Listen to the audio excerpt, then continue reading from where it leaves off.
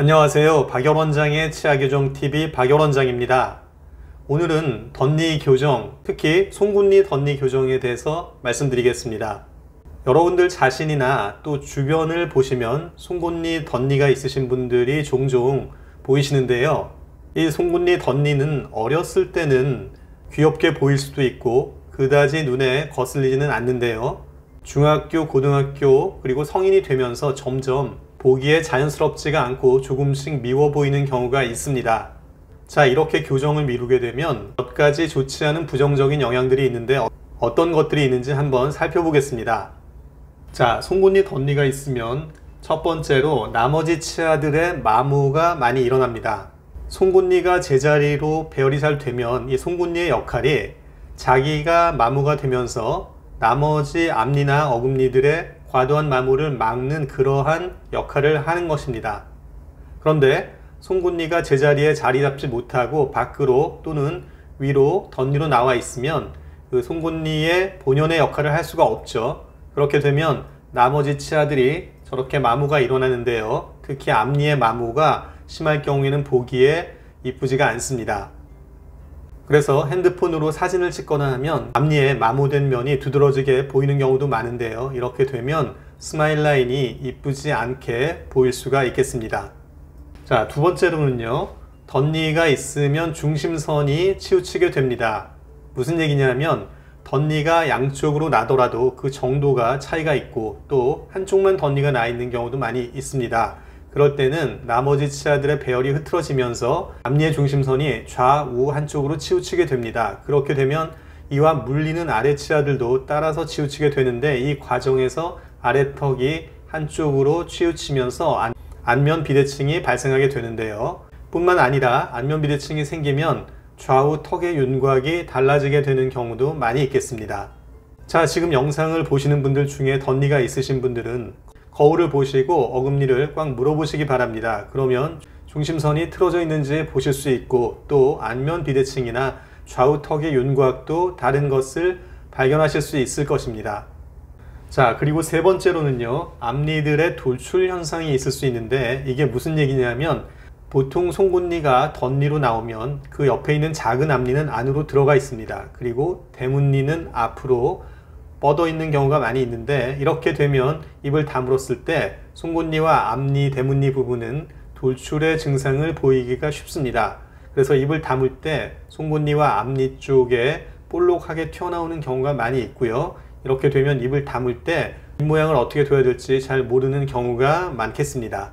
자, 이렇게 방치를 하다가 어느 시점에서 가족이나 친구 중에 덧니를 가진 분이 교정을 한 다음에 아주 이뻐지고 잘 끝낸 경우를 보게 됩니다. 그러면 나도 교정을 해서 저렇게 이뻐지고 싶다는 생각이 누구나 드는데요. 그런데 아시는 분들도 많으시겠지만 교정 기간이 한 달, 두 달 걸리는 것이 아니고 1년 반, 2년, 2년 반까지도 걸릴 수가 있습니다. 그래서 교정을 쉽게 결정하기가 힘들죠. 뿐만 아니라 교정 비용도 많이 들고 또 많은 교정치과 중에 어떤 치과와 어떤 선생님을 선택해서 내가 치료를 해야 좋은 결과를 얻을 수 있을지 이런 것들이 굉장히 고민이 많이 됩니다. 자, 그러면 덧니 교정의 성공을 위한 세 가지 중요한 요소가 무엇인지 한번 보겠습니다. 첫 번째는 정확한 발치치아의 선택입니다. 두 번째는 교정 후에 위아래 중심선을 잘 일치시키고 개선시켜 주는 것이고요. 세 번째는 교정 후에 위아래 앞니에 적절한 각도를 형성해 주는 것이 되겠습니다. 무슨 말인지 이해가 잘 안 되시죠? 네, 제가 하나씩 쉽게 설명을 드리겠습니다. 송곳니 덧니 교정할 때는 공간이 많이 모자르기 때문에 대부분 특정 치아를 발치하는 경우가 많습니다. 많은 분들이 덧니로 나 있는 송곳니를 발치하는 것으로 알고 계신데요. 송곳니 덧니를 빼는 것이 아니고요. 송곳니 덧니 뒤에 나와 있는 작은 어금니를 발치하게 됩니다.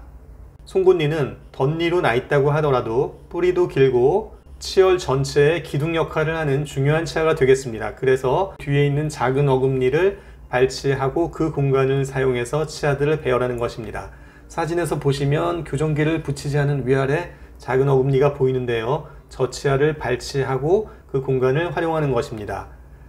위아래 양쪽으로 4개를 발치하는 경우가 많이 있고요. 또 위에만 2개, 아래만 2개 발치하는 경우도 있고 좌우 대칭 또는 간혹은 비대칭적으로 발치하는 경우도 있겠습니다. 자, 두 번째는요. 제가 앞서 송곳니 덧니가 있으면은 치아 중심선이 삐뚤어지고 앞면 비대칭과 윤곽이 틀어질 수 있다고 말씀드렸는데요. 덧니 교정을 하는 과정에서 앞니의 중심선이 계속 이동을 하게 됩니다. 그 이동 과정을 관찰하면서 교정이 끝날 때는 위아래 중심선이 일치하게 끝나는 것이 가장 좋겠습니다. 그런데 이미 덧니로 인해서 안면 비대칭과 비대칭적인 윤곽이 많이 진행이 된 경우 같으면 교정 끝날 때 위아래 중심선을 일치시키기가 쉽지가 않습니다. 이미 비대칭이 있는 경우에 중심선을 일치시키기 위해서 너무 무리를 하게 되면 교정기를 떼고 난 다음에 안정성에도 문제가 있기 때문에 비대칭이 일정 정도 이상 있을 때는 위아래 치아의 중심선을 너무 일치시키려 하지 말고 위아래 턱뼈를 적정한 위치에서 잘 연결시켜 줄 수 있는 위치까지만 중앙선을 근접해 주는 것이 더 바람직하다고 할 수 있겠습니다. 자, 세 번째는요. 위아래 앞니의 각도입니다. 덧니 교정을 하면 대부분 초반에 배열이 빨리 진행되기 때문에 환자분들의 피드백이 아주 좋습니다. 교정 시작한 지 몇 달 되지 않았는데 배열되는 것도 보이고 아래 치아들도 빨리 가지런해지는 것도 보이기 때문에 환자분들께서 만족해 하시는데요. 물론 이 과정도 중요하지만 교정의 완성도를 높이기 위해선 이 이후의 과정이 또 중요합니다. 앞니 배열은 어느 정도 완성이 됐지만 그 이후에 각도도 적절하게 형성을 해 주어야 하겠습니다. 덧니가 있어서 교정을 했는데 위아래 치아들이 가지런하게는 됐지만 위 치아가 좀 뻗어 보인다거나 아래 치아들이 안으로 좀 쏠려 보인다거나 이러한 경우가 종종 있습니다. 물론 불가피한 상황도 있을 수 있지만 이러한 각도를 가지게 되면 배열이 좋게 됐다고 하더라도 환자분들께서 뭔지 모르게 만족도가 떨어지는 느낌을 가질 수가 있습니다. 앞니 배열과 더불어 적절한 각도를 형성해 주는 것이 심리적으로 그리고 기능적으로 아주 중요하다는 사실 잊지 마시기 바랍니다.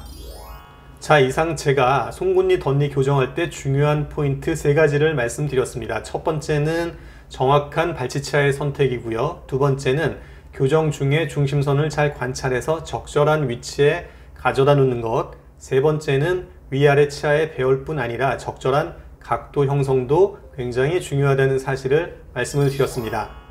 자, 어떠신가요? 오늘 송곳니 덧니 교정 과정에서 필요한 3가지 포인트를 말씀을 드렸는데요.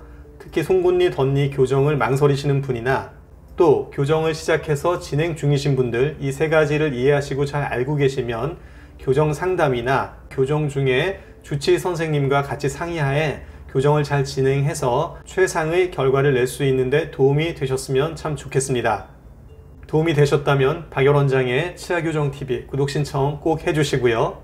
좋아요와 알람 설정도 부탁드리겠습니다. 그럼 다음 시간에 다시 뵙겠습니다. 감사합니다.